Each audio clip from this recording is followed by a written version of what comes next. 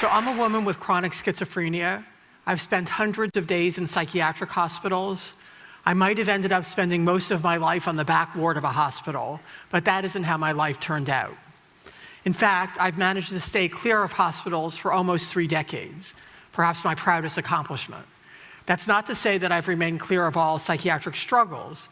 After I graduated from the Yale Law School and got my first law job, my New Haven analyst, Dr. White, announced to me that he was going to close his practice in 3 months, several years before I had planned to leave New Haven. White had been enormously helpful to me, and the thought of his leaving shattered me. My best friend, Steve, sensing that something was terribly wrong, flew out to New Haven to be with me. Now I'm going to quote from some of my writings. I opened the door to my studio apartment. Steve would later tell me that for all the times he had seen me psychotic, nothing could have prepared him for what he saw that day. For a week or more, I had barely eaten. I was gaunt. I walked as though my legs were wooden. My face looked and felt like a mask. I had closed all the curtains in the apartment, so in the middle of the day, the apartment was in near total darkness. The air was fetid, the room a shambles. Steve, both a lawyer and a psychologist, has treated many patients with severe mental illness, and to this day, he'll say I was as bad as any he had ever seen. Hi, I said, and then I returned to the couch where I sat in silence for several moments. Thank you for coming, Steve. Crumbling world, word, voice. Tell the clocks to stop. Time has come. White is leaving, Steve said somberly. I'm being pushed into a grave. The situation is grave, I moan. Gravity is pulling me down. I'm scared. Tell them to get away. As a young woman, I was in a psychiatric hospital on 3 different occasions for lengthy periods. My doctors diagnosed me with chronic schizophrenia and gave me a prognosis of, quote, grave.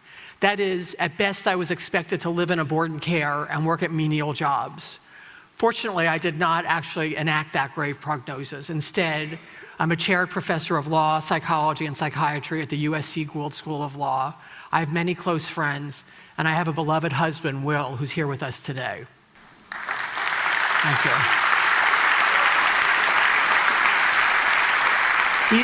He's definitely the star of my show. I'd like to share with you how that happened and also describe my experience of being psychotic. Schizophrenia is a brain disease. Its defining feature is psychosis, or being out of touch with reality. Delusions and hallucinations are hallmarks of the illness. Delusions are fixed and false beliefs that aren't responsive to evidence, and hallucinations are false sensory experiences. For example, when I'm a psychotic, I often have the delusion that I've killed hundreds of thousands of people with my thoughts. I sometimes have the idea that nuclear explosions are about to be set off in my brain. Occasionally, I have hallucinations, like one time I turned around and saw a man with a raised knife.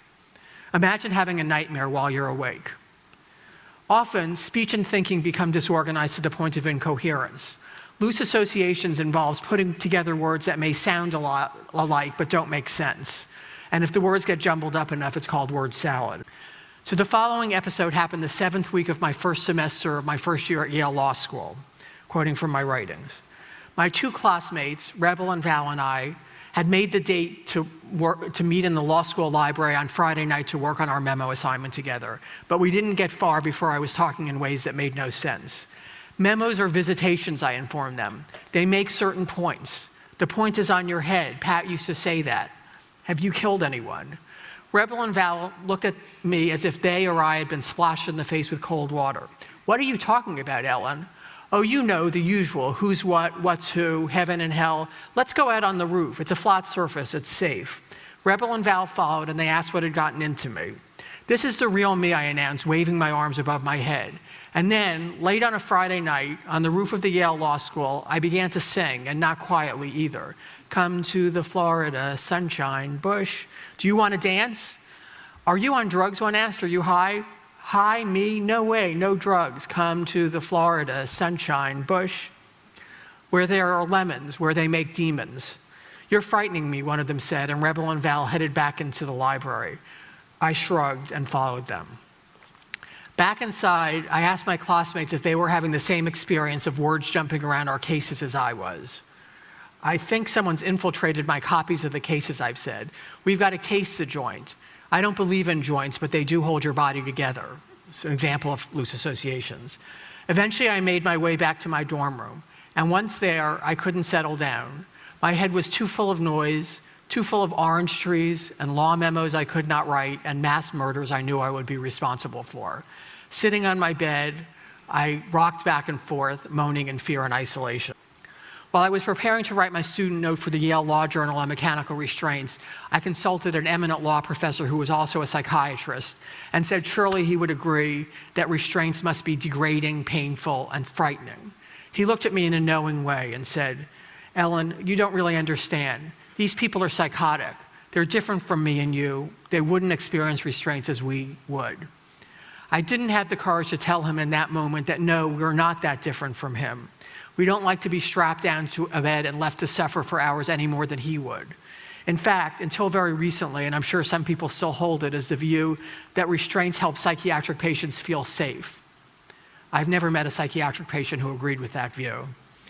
Today, I like to say I'm very pro-psychiatry, but very anti-force. I don't think force is effective as treatment, and I think using force is a terrible thing to do to another person with a terrible illness. Eventually, I came to Los Angeles to teach at the University of Southern California Law School. For years, I had resisted medication, making many, many efforts to get off.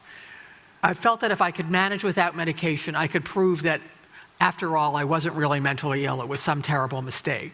My motto was, the less medicine, the less effective. Everyone has seen a street person, unkempt, probably ill-fed, standing outside of an office building, muttering to himself or shouting. This person is likely to have some form of schizophrenia. But schizophrenia presents itself across a wide array of socioeconomic status, and there are people with the illness who are full-time professionals with major responsibilities. I did not make my illness public until relatively late in life. And that's because the stigma against mental illness is so powerful that I didn't feel safe with people knowing. If you hear nothing else today, please hear this. There are not schizophrenics. There are people with schizophrenia. And these people may be your spouse, they may be your child, may be your neighbor, they may be your friend, they may be your coworker. So let me share some final thoughts. We need to invest more resources into research and treatment of mental illness. The better we understand these illnesses, the better the treatments we can provide, and the better the treatments we can provide, the more we can offer people care and not have to use force. Also, we must stop criminalizing mental illness. It's a national tragedy and scandal that the LA County Jail is the biggest psychiatric facility in the United States. American prisons and jails are filled with people who suffer from severe mental illness, and many of them are there because they never received adequate treatment. I could have easily ended up there or on the streets myself. A message to the entertainment industry and to the press. On the whole, you've done a wonderful job fighting stigma and prejudice of many kinds. Please continue to let us see characters in your movies, your plays, your columns who suffer with severe mental illness. Portray them sympathetically and portray them in all the richness and depth of their experience as people and not as diagnoses. Recently, a friend posed a question. If there were a pill I could take that would instantly cure me, would I take it? The poet Rainer Maria Rilke was offered psychoanalysis. He declined, saying, "Don't take my devils away because my angels may flee too." My psychosis, on the other hand, is a waking nightmare in which my devils are so terrifying that all my angels have already fled. So would I take the pill in an instant? That said, I don't wish to be seen as regretting the life I could have had if I'd not been mentally ill, nor am I asking anyone for their pity. What I rather wish to say is that the humanity we all share is more important than the mental illness we may not. What those of us who suffer with mental illness want is what everybody wants. In the words of Sigmund Freud, to work and to love. Thank you. Thank you. Thank you. Very kind.